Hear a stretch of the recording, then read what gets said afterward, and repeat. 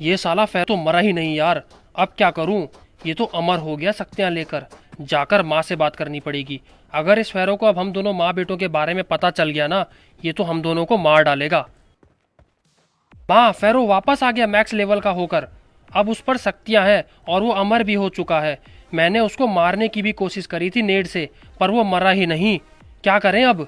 बेटा, फिर तो अपने पास बस एक ही प्लान बचा है। या तो हम जाकर फैरो से बोलते हैं कि सब मर गए हैं, बस हम बचे हैं। नहीं तो यहाँ से भाग चलते हैं कहीं पर जहाँ उस फैरो को पता ना चले अपने बारे में और हमें कोई ढूंढ भी ना पाए। को सब बताने में बहुत बड़ा रिस्क है माँ। अगर उसको बता दिया फिर वो पूछेगा तुम दोनों कैसे बच गए, जबकि सारे के सारे मर गए। और उस पर अब पावर भी तो है। बिल्कुल रिस्क नहीं लेने का। वो कैसे भी हमारा पता लगा सकता है। दूसरा प्लान सही लगा मुझे तो चल फिर यहाँ से अभी भाग चलते हैं, लेकिन अपना हुलिया बदल कर। कहीं कोई हमें इन कपड़ों में पहचान कर उसको ना बता दे। उसकी जरूरत नहीं होगी। उस फैरो से बदला तो मैं जरूर लूंगा। उसको मारकर एक दिन वापस जरूर राज करेंगे हम मीरा मार पर। हाँ, वो बस सपनों में। चल तू जल्दी, पावर से उस पर एक चुटकी में राख कर देगा हमें वो। हमें निकलना ही पड़ेगा यहाँ से, जल्दी से जल्दी चलो। अरे माता जी, अब मैं भी पावर लूंगा। जहाँ गुफा में ये फैरो तपस्या करने गया था ना, मैं भी वहीं जाऊंगा तपस्या करने। मैं भी पावर्स लूंगा और उसको मार दूंगा। पर इतने दिन में क्या करूँगी अकेले? मैं भी चलती हूँ ना तुम्हारे साथ। मैं भी तपस्या करके अपने पावर्स लूंगी, फिर मैं भी शक्तिमान माँ बन जाऊंगी। अरे माँ, बुढ़ापे में कोई हड्डी वड्डी टूट गई ना, खटिया में पड़ी पड़ी निपट जाओगी, समझी? अपने खाते में बहुत सारी यूसी पड़ी है। जाओ ऐश करो कहीं। मैं जल्दी वापस आ जाऊंगा आपके पास।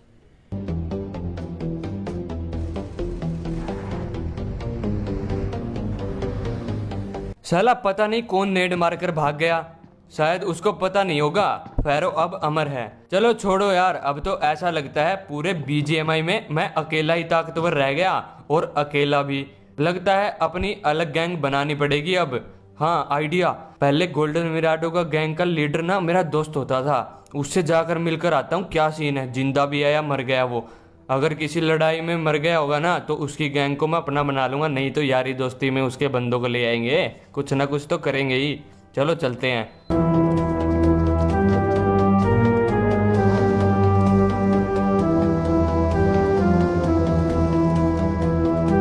अरे जादू भाई, क्या हाल है तुम्हारा?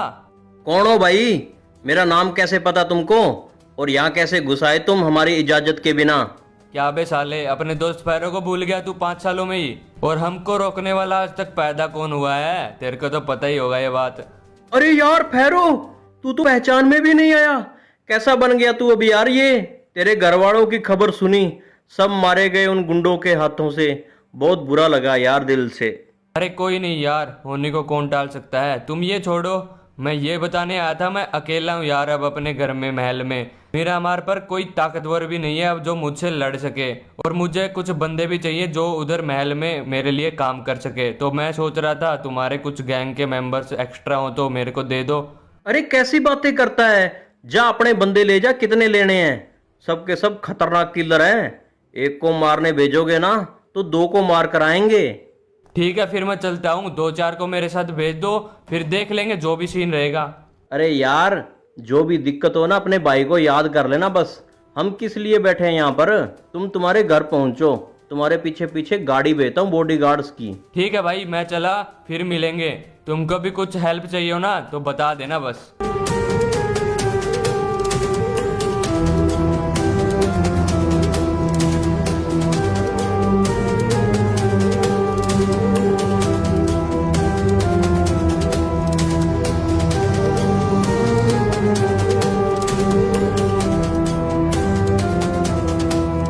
गुफा तो यही लग रही है। अंदर जाता हूँ। ये कैसी गुफा है? फुल्ली हैंडमेड लग रही है ये तो। मुझे तो लगा था कहीं पत्थरों के बीच में कोई छोटी मोटी जगह होगी। अरे वो कौन है? अरे बाबा जी, नीचे आइए जरा, बात करनी है कुछ आपसे। हाँ बोलो, क्या है? कौन हो तुम और यहाँ किस लिए आए हो? माई सेल्फ किंग, यहाँ तपस्या करने आया हूँ मैं। मुझे भी शक्तियाँ लेनी है। साले सब्जी मंडी है क्या ये जो शक्तियाँ खरीदने आया है इधर? चल भाग यहाँ से, कोई शक्ति नहीं है यहाँ, निकल जल्दी। नहीं, शक्तियाँ तो यहीं पर है, ये मुझे भी पता है, और मैं यहाँ से उनको लिए बिना नहीं जाने वाला। यहीं से फेरो को भी शक्तियाँ मिली थी, जिससे वो मैक्स लेवल का बना था। उस साले धोखेबाज फेरो को कैसे जानता है तू? आप भी जानते हो उस साले को, एक नंबर का टट्टी आदमी है। मेरा मार का किंग मुझे बनना था मेरे पिता के बाद, पर खुद गद्दी पर बैठ गया पावर्स लेकर। इसलिए मैं भी पावर लेकर उसे मारकर वापस किंग बनूंगा, मेरा मार का। फिर तो मिलाओ हाथ, हम दोनों का दुश्मन एक ही है। उस फेरो ने मेरी सालों की मेहनत खराब की, मुझसे मेरी शक्तियाँ छीन कर। मुझे कम पावर मिली और उसको ज़्यादा मिली। अब मैं तपस्या करके उससे भी ज़्यादा शक्तियाँ लेकर उसको मारकर बदला लूंगा, और ये काम अब हम दोनों मिलकर करेंगे। चलो लग जाओ तपस्या पर मेरे साथ। तो बस फिर क्या था, बाबा जी और किंग दोनों लग जाते हैं तपस्या पर, और 5 साल बाद फिर से इनके सामने भगवान प्रकट होते हैं और दोनों को पावर्स दे देते हैं। अब किंग पर भी पावर्स, और बाबा जी तो सबसे ज्यादा पावर्स लेकर शक्तिशाली हो गया था। फिर दोनों अलग अलग निकल जाते हैं और एक डील करते हैं कि जब तक जान पर ना बन आए दोनों एक दूसरे से नहीं मिलेंगे, और फेरो को मारने के लिए अपनी पावर्स ज्वाइन कर देते हैं, ताकि अगर किसी को भी जरूरत पड़े तो वो ज्यादा पावर यूज करके फेरो को मार सके।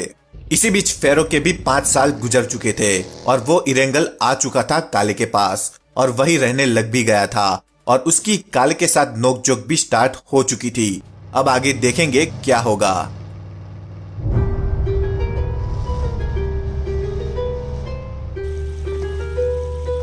माँ, कहाँ कहाँ नहीं ढूंढा आपको, आप तो बिल्कुल नहीं बदली 5 सालों में भी। अरे बेटा पूछ मत, मैं तो बस तेरी याद में दारू पीती थी। इसी दिन मेरा बेटा वापस आएगा और हम फिर से वापस राज करेंगे मीरामार पर, फेरो को मार कर। वो हो तो जाता माँ, पर मैंने सुना है फेरो तो मीरामार से हमेशा के लिए चला गया। हमें तो बिना कुछ किए सब मिल गया। चला तो गया यहाँ से वो, ये खबर तो मुझे भी मिल गई थी, पर इसी दिन वो अगर वापस आ गया तो तब क्या करेंगे हम? अब तो उसका खात्मा करेंगे, और अभी करेंगे। मैं इरेंगल में किसी को ढूंढता हूँ, वो इरेंगल ही गया है ना, मैं उसको वहीं जाकर मार कर आऊंगा, उसके दुश्मनों के साथ मिलकर। हाँ, और तू भी अपना भेस बदल के आ, ताकि किसी को पता ना लगे कि तू किंग है।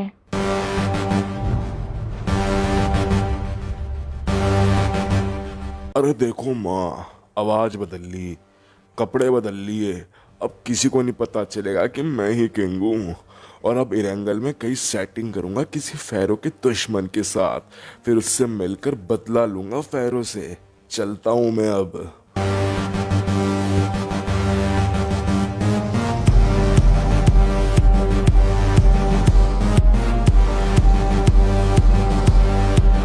बस फिर ऐसे किंग को पावर्स मिल गई और वो अपना बेस बदलकर इरेंगल में जाने के जुगाड़ में लग जाता है कि कोई फेरो का दुश्मन ही मिल जाए उसको, और वो उधर उसके पास जाकर फेरो से बदला ले सके।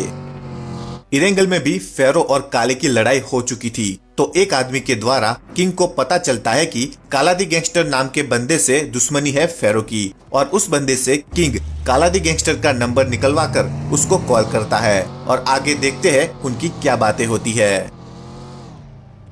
हाँ भाई, कौन बोल रहा है? अरे मेरा नाम किंग है। सीधी काम की बात पर आते हैं। मुझे पता चला है कि तुम्हारी किसी से लड़ाई हो रखी है, किसी फेरो नाम के लोंडे से, जिस पे पावर्स है पर तुम उसको हरा नहीं पा रहे हो। अरे हाँ, हुई तो है, पर उस साले पर शक्तियाँ हैं, नहीं तो कब की उसकी पेटी बना देता मैं। तो ऐसा समझ लो कि तुम्हारे पास पावर आ गई उसको हराने के लिए। मेरे पास पावर्स हैं और मैं तुम्हारी मदद करूंगा फेरो को मारने में, क्योंकि वो मेरा भी दुश्मन है। अरे अरे बस, मजा आ गया फिर तो। अगर ऐसा हुआ ना तो जो तुम कहोगे ना वो करने को तैयार हूँ मैं। बस यहाँ आकर मेरी मदद कर दो अपनी पावर से, मेरे सारे दुश्मनों को हराने के लिए। ठीक है, मुझे बुला लेना जब आना हो। मैं आकर तुम्हारे साथ मिलकर रहूंगा और तुम्हारे सब दुश्मनों को हरा देंगे और उस फेरो को भी मारेंगे। अरे ठीक है, फिर जल्दी मिलेंगे। आपके इरेंगल में प्रस्थान करने का समय आ चुका है। अच्छा, तैयारी करो फिर हमारे आने की। इसके बाद आपको पता ही है कि किंग को काला अपना बॉस मान लेता है और उसको अपने पास बुला लेता है, क्योंकि उस पर पावर्स थी, और वो दोनों एक फेक न्यूज फैला देते हैं कि पबजी का सबसे ताकतवर और पावरफुल आदमी किंग है।